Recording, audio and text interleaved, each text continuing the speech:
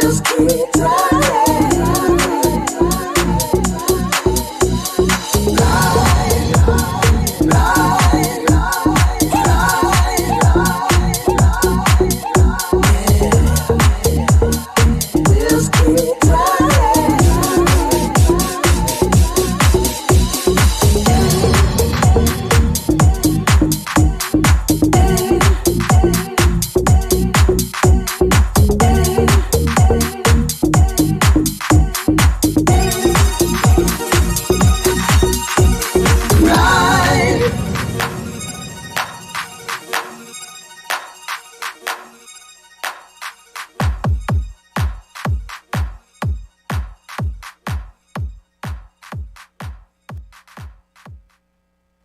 Good morning. Welcome back to LoveBabz, LoveTalk. I'm Babz Rawls-Ivy. This is the second hour, and I am delighted to continue the conversation with about Black maternal health care.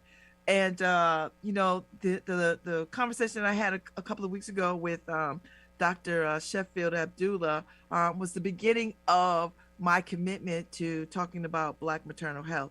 So this morning, I am delighted to have Dr. Lucinda Canty on this morning. Dr. Canty is a certified nurse midwife and currently an assistant professor of nursing at the University of St. Joseph. She will be starting at UMass Amherst in the fall. She received her BSN from Columbia University and her MSN from Yale University, specializing in nurse midwifery, and her PhD from the University of Connecticut, UConn. Her research interests include the prevention of maternal mortality and severe maternal morbidity, reducing racial and ethnic health disparities in reproductive health, promoting diversity in nursing, and eliminating racism in nursing. She is an artist, poet, and historian. She provides women's health care at Planned Parenthood of Southern New England, which, for transparency, I'm on the board. She currently hosts web discussions Overdue Reckoning on Racism in Nursing. She is the founder of Lucinda's House, a Black maternal health collective to eliminate racial disparities in maternal health through community collaboration and programs that provide support and education. I wanted to make sure I read all that because I think it's important for people to hear. Because oftentimes, Dr. Canty, people are wringing their hands about what to do about Black maternal health. And we got people in these streets doing some work. So how are you?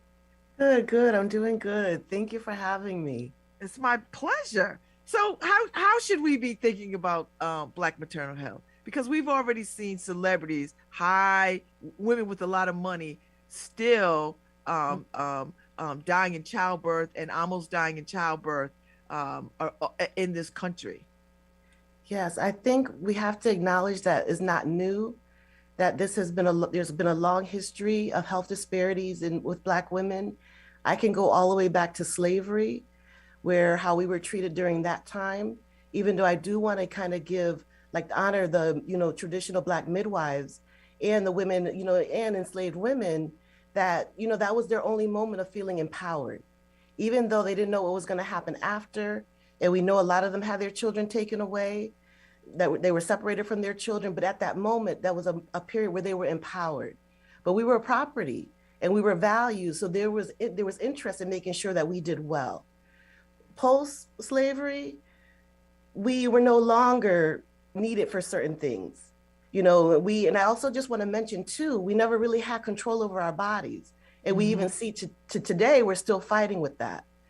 But there was this sense that, we weren't needed anymore for revenue. And so how we were cared for was not always a concern, definitely not a concern by the powers to be. Within the community, these midwives still provided care. They kept Black women safe. They, again, made sure they were empowered. It wasn't about money. If you couldn't pay, but you had chickens you could give, they took the chickens. If there was labor or something that their husband could help with, they helped with that. But there was a sense of community and pride. And a lot of that is not really kind of shared with people today. Even though we had love, we had family, we had community, we still have those things, but society likes to look at the negative things. And unfortunately, women who are childbearing, women who are giving birth are not seen as valued.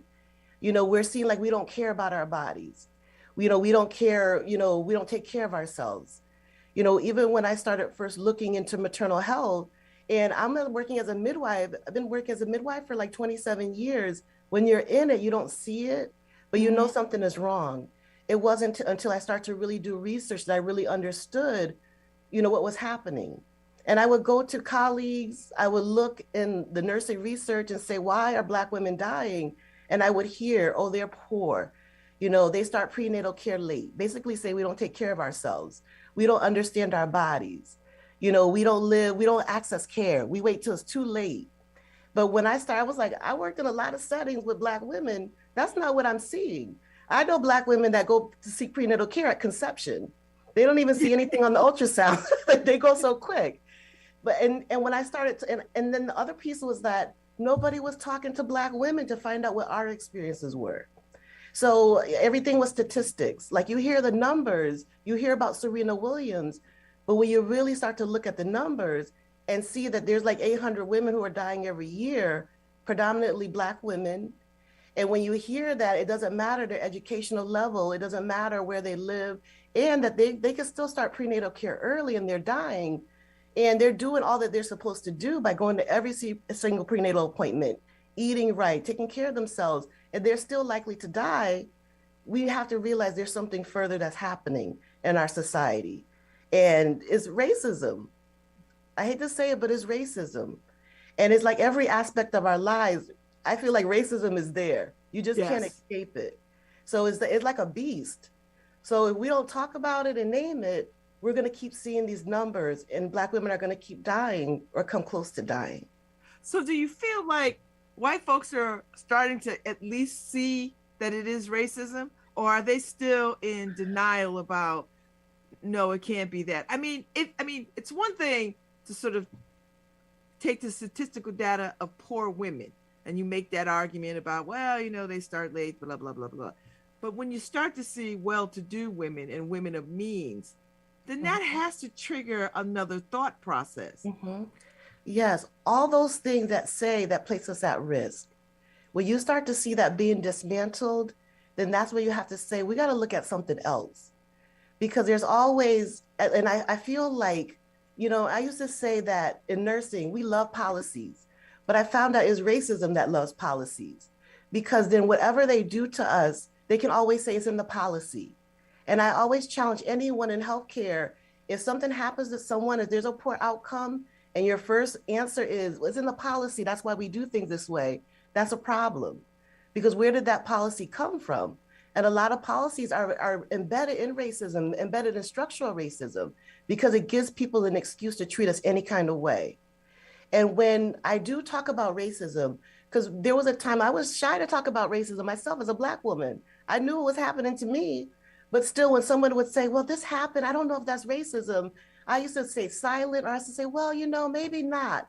And then the same behavior would continue from that person. So now I'm like, that's racism. You got to cut that out. And when I do that, that's when people are like, oh, I didn't realize that. And I'll give you a perfect example. In our nursing textbook, a student, she was taking health assessment, and there was not one person of color in the textbook. So She brought it up. Not one Black person, not one person of color, period. She brought it up to the professor. She brought it out really publicly. And the professor didn't believe her and went home and said, no, this can't be, and looked through every single page of the book. The book has like 2,000 pages. Not one person of color, not one. So the student brought this up because she had eczema. She had it so bad, she didn't know it was eczema because she never saw pictures.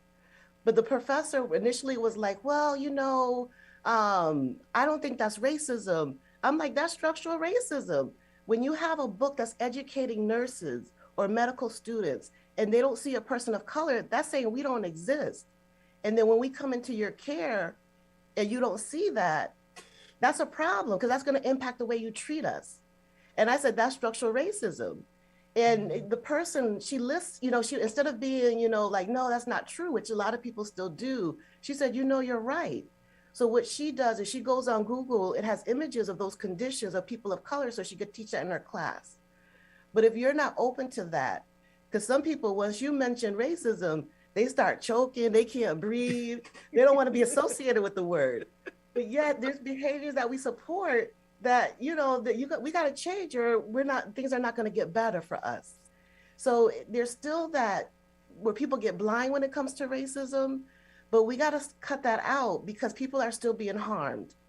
And this is going to sound harsh. I had someone who said, we're afraid if we speak up. This was a white male. He said, we're afraid if we speak up, we're going to get in trouble. And I said, I don't care about that because people are dying.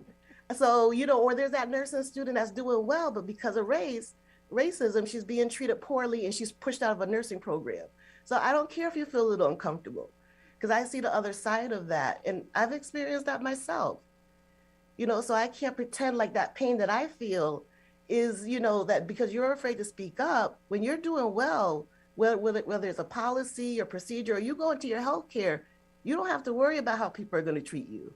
When I go in, I'm a PhD prepared nurse. When I go in, I'm afraid because I'm like, how are they going to treat me today? Even going up to the front desk, how many times have we gone up to the front desk to check in? And we're like, is she going to look at us? Is she going to acknowledge us? And sure enough, their first thing is, have your insurance card. Now, how are you? So when you could go in and you're going to be treated with respect, you're happy with the way things are. But Dr. Canty, I think now Dr. Karen Sheffield Abdullah was talking about the stress, and that adds to our. It is so ingrained when you talk about when you walk into space and you already start to stiffen yourself because you don't know what you're going to get met with, or you kind of know what you're going to get met with. So you try to prepare yourself, steel yourself so that you could get through this appointment. Yes. And I'm on the defensive. The minute I walk in, I'm on the defensive because again, it's like people don't understand that burden. It's almost, I'm like, I have it. I said, the moment I wake up, I send my son to school. I'm worried about my son. Is he going to be treated right today? And then I get in my car. I worry, am I going to get pulled over? I go into CVS. Are they going to follow me around? Is she going to take my debit card and look at it and be like, where did she steal this from? It's just a constant burden that we can't escape. And that's the stress that I feel my blood pressure going up right now thinking about it. So imagine if you're pregnant. Exactly. And you got that stress, no matter who, and you could see no matter where you are on the economic totem pole. Yes. You are going to have these moments. And I know that like we all like to say microaggressions, but they're not micro. They're not. Yes. They're racial assaults. My friend, I love that. She said that. Not that I love that, but I love that. That's the right language. Racial assault. Yes. Because it hurts. People don't realize the pain that it causes. And then when you're pregnant, you're worried, am I doing this right? Am I doing that right? Is my baby going to be okay? Oh, I have to go to work. Or, I need someone to help take care of the other kids. It's like when you add those other things on that a lot of us worry about, regardless of our race, ethnicity. But when you add that extra layer of that, you complain of pain and someone doesn't believe that you can trust your own body. When you call for help, and someone dismisses you, there's those other pieces that add that other layer of stress. So it's like, how do we navigate that? Because pregnancy is scary in itself. Childbirth is scary in itself. Even bringing a baby home. I remember bringing my son. I was being discharged. I was so used to the baby comes, you give the baby to the mom, and she goes with the baby. When it was my turn, I was like, I got to bring him home with me. I was like, can somebody come with me and check on me in the middle of the night? So it's scary, but then we have that extra layer that we have to deal with. And then people around us act like they don't understand it, which even makes it like you feel like you're making it up. Yes. And I think that's why so many of us are silent. That's why most of us are silent and we bear it because I don't know about you, but I get the sense, when I'm with white folks and we bring up racism and the eyes roll, or maybe they don't roll, but they roll in their mind. They're like, here we go again. Black people complaining, or they're just whatever. Why can't they get it together? Why can't they just, go along? Why does everything have to be about race? I'm not racist. And that's exhausting. It's exhausting. It's exhausting. But I found it more exhausting too to be silent Yes. because they just And dangerous. Yes, yes. But now I'm advocating. I'm speaking up. They want to say what they want to say. I'm going to say what I'm going to say. And I found since I started doing that, I sleep like a baby at night. Mm-hmm.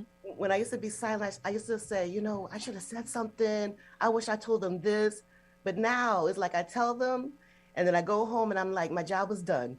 Yeah. Because But I they got to can't get act ready like for they didn't tomorrow. hear it. Because once you hear it, I mean, they could act like they didn't hear it, but they know they heard it. So if they continue the behavior, then that's some other thing. But yeah, yes. But so I'm like, they have to hear it. do you think, I mean, where can this be addressed? Is it at the teaching level? Is it at the provider level?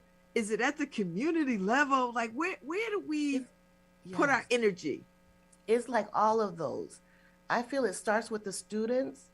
We have to, whether you're a medical student, nursing student, social work student, anyone that's going to come in contact with pregnant women need to be educated. They need to understand the history. They need to start there. They need to look at our textbooks. Some of the textbooks, especially in nursing, are ridiculous.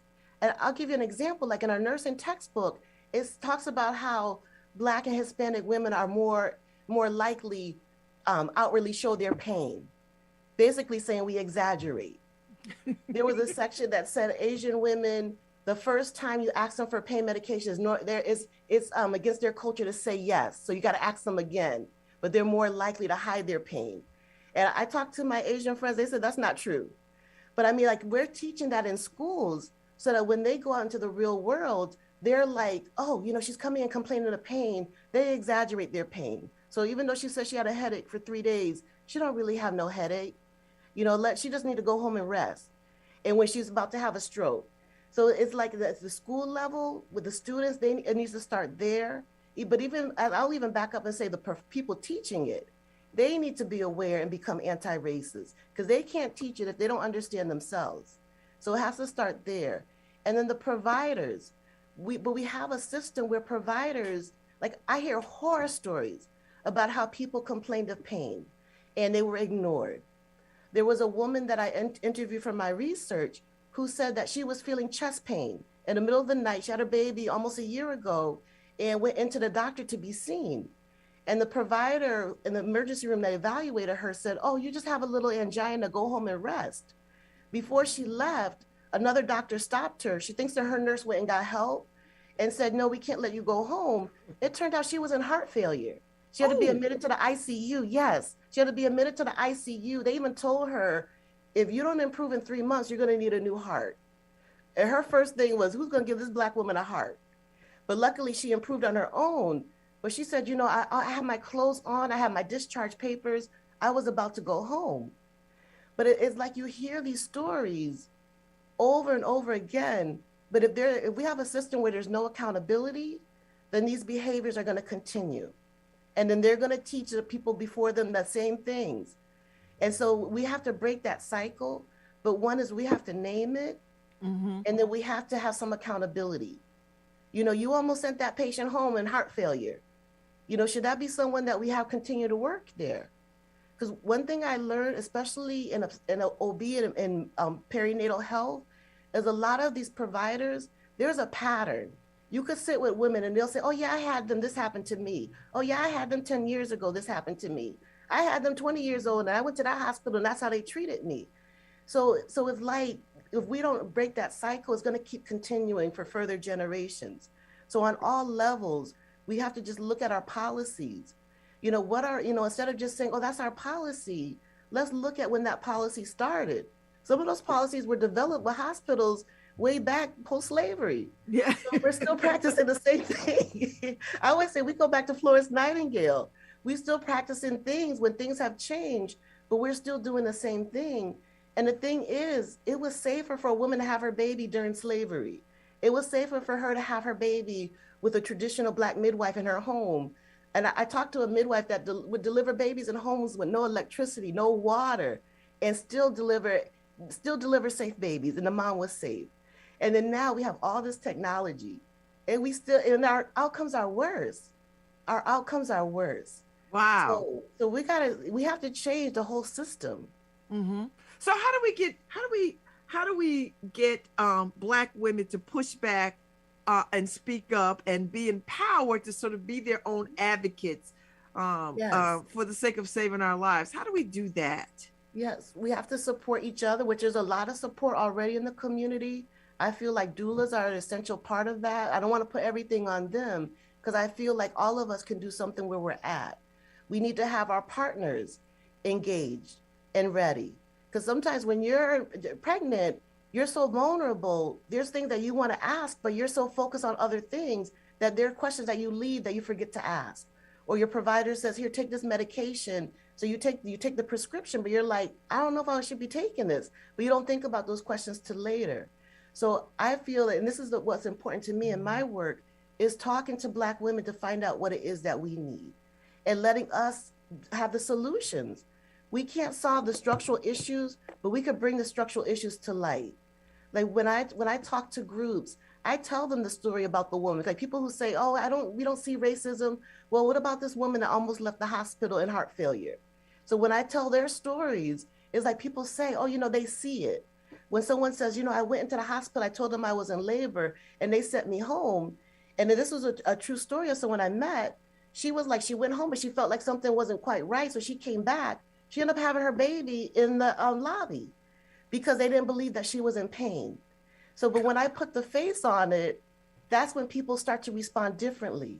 But it's like we have to be able to be in positions to tell our own stories. We have to let people know not only what we go through, but what we feel when we go through it. Because people even think like microaggressions, like, oh, I said something about her hair, she should be okay. I don't understand why she's so upset.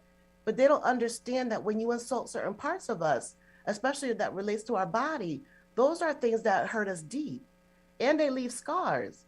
Because I can think about things that happened to me 5 years ago, 10 years ago, and I remember that pain. But when you have people who are just dismissing it, then they can continue their behavior. But that's why we have to be in positions where we're saying, look, this is what's happening to us. You have to do better. We're doing our part. I started prenatal care early. I came to all my appointments. I'm telling you now what's happening to me. You need to respond to that and listen to me. So we just have to be in that position where people are hearing us, but we also need these structures, these policies, these administrators to listen as well.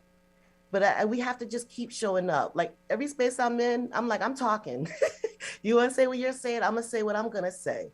Because I have to keep, just like I remember once, even someone, like you were saying, the rolling the eyes, or here we go again. I'm going to keep talking about it till there's change. Till I'm with you. Yeah, yes. Till a Black woman could go in for her prenatal care. She don't worry about how you're going to treat her today because she knows that you're going to treat her with respect and dignity. That's the standard part of care. So anyway, we just have to keep talking about it on all levels. I find that when white people don't own their racism because they think of a racism of their parents and grandparents. Well, I don't wear a sheet. I'm not out here saying nigger. I'm not out here doing these things. But I didn't have slaves. We didn't have slaves. But they'll touch our hair without asking. Yes. You know what I mean? And yes. I get it all the time. When I had long dreadlocks and now that I'm bald headed, I had a woman come clear across the room and put her hands on my hair. Because, oh, it's so beautiful. I love the color. I was like, girl, if you don't get your damn hands off me. Yes. And then I become the bad person because I don't let them pet me. Exactly. Or you call them out. Whenever you call them out, yes. You're the bad guy. Yes. It doesn't matter that you just because you didn't want to give me, you don't want to give me the opportunity. So I call you out. So now I'm the bad guy. I'm the angry Black woman. So, and I think that's their pattern, keeping us silent.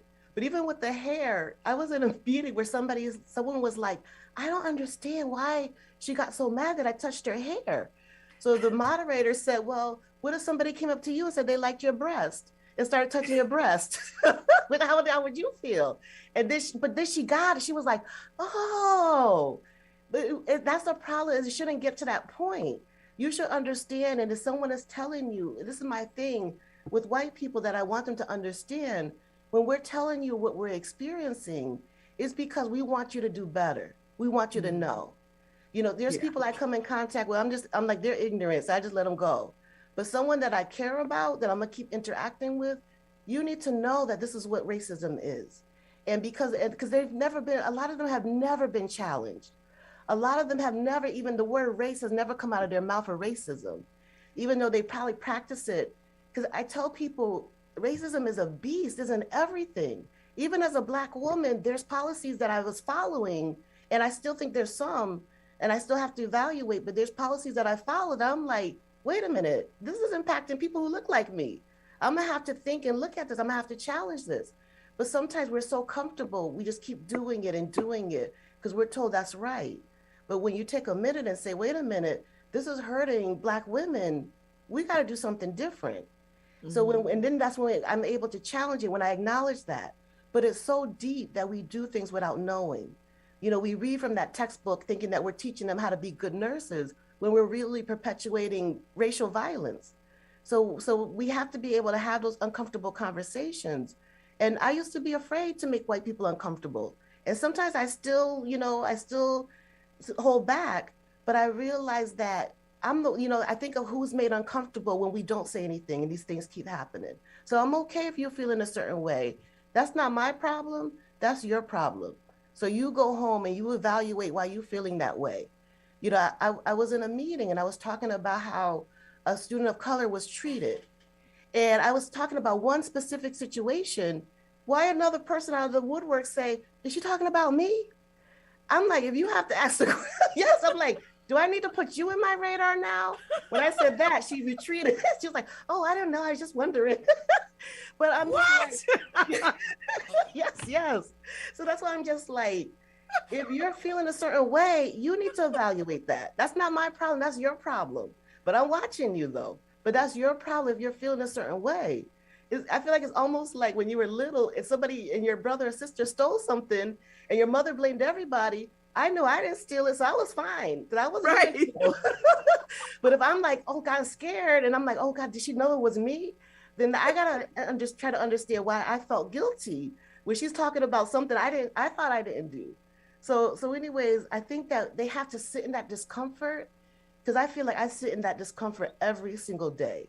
I sit in that discomfort. So for you to sit in it for 5-10 minutes, or you have to sit in an implicit bias training for an hour, you sit there and you feel uncomfortable.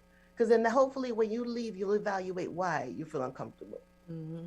Exactly. You know, that's our problem. That is it. So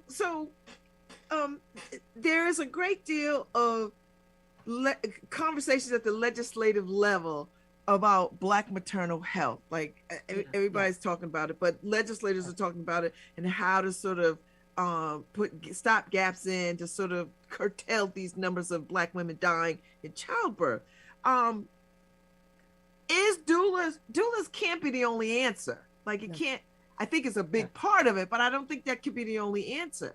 I mean, what else do you think should happen at that legislative level? Yeah, I think it goes back to accountability. I think that we need to hold hospitals even accountable, because people are still acting like they don't know these disparities exist. But I bet if they look at their outcomes, if they look at the data they collect on every single pregnant woman who delivered in their institution, they will see that these disparities exist.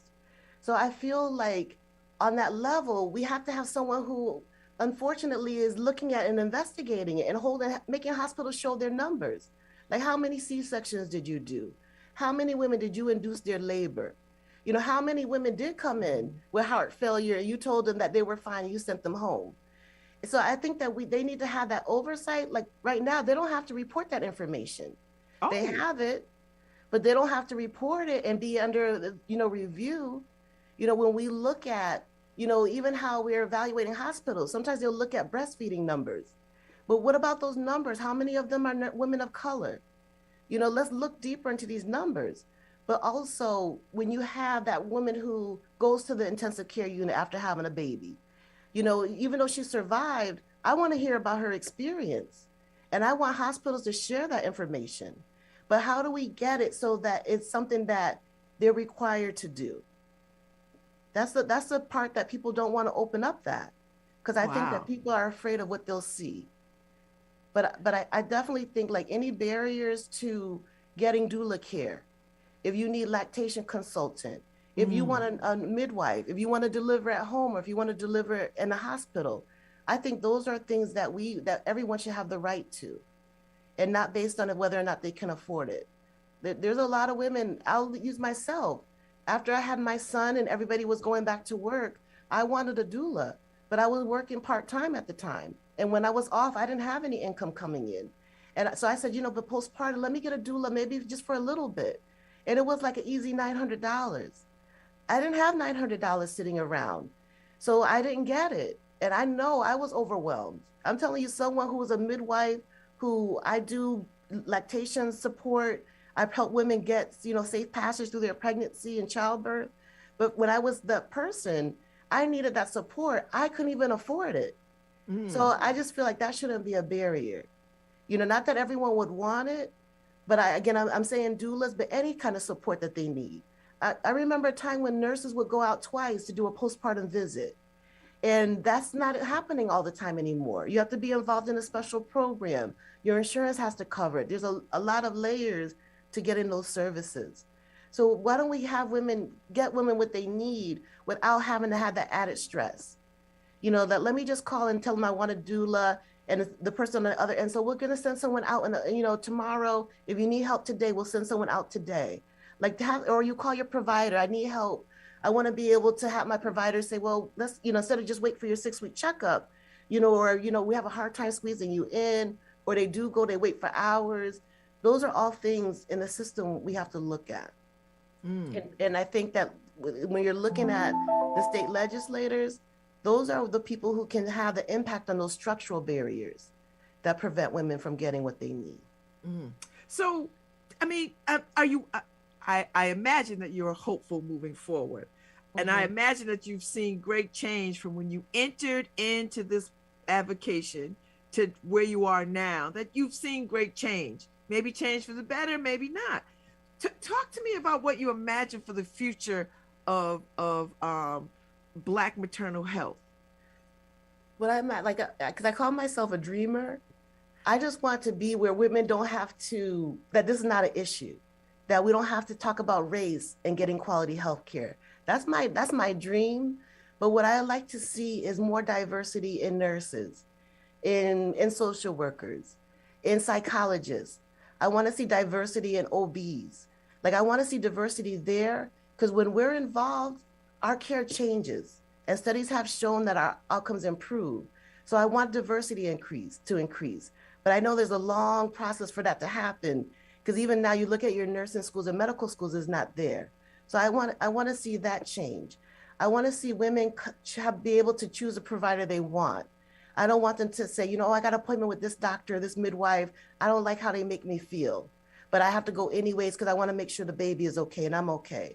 I want them to say, I don't want that provider because the way they make me feel. So I want to work with this provider. And then I want the sister to take that provider and say, look, we're going to have a talk. If you want to keep practicing, we're going to have some change. I want that to happen, because that's the only way it's going to trickle down for the women. But if women keep complaining and nothing's done, or women keep dying and nothing's done, nothing's going to change. So I'm hopeful. I know that it's not easy. I'm hoping in my lifetime I see an improvement, but I at least want to see movement. And then I want to see people coming up behind me, continuing that fight and making sure women have what they want. But I want us to be at the table. I don't want a bunch of, I'm just going to say it. I don't want a bunch of white men making decisions about what happens to my body. I want to be at the table, and I want to tell them what they need to do and let them go and do it. And if they come back and they don't do it, I want to take away their jobs. I want us to be in that position. So I know it's a long way to go, but I'm willing for that fight. I'm willing to fight. And I think we're up for a fight as we speak. Yes, trying to protect women's reproductive health rights. We're up for a fight. And I never thought in my lifetime I'd see this come back around in this way. But you know what? We're ready for it. So yes, we are ready for it. Dr. Canty, thank you so much for spending this time with me this morning. Thank you for having me. This was such an illuminating conversation. I so appreciate it. Thank you. I want you to come back. I'll definitely be back. I I'll want you definitely to be come back. back. Anytime. Yes. Thank you so much. Enjoy your day. Thank you. You too. All righty. Harry, I'm on my way out. Thank y'all for tuning in this morning. That was Dr. Lucinda Canty talking about Black maternal health. And it was a damn good conversation. So I'll see y'all tomorrow. And y'all stay safe out there in these streets.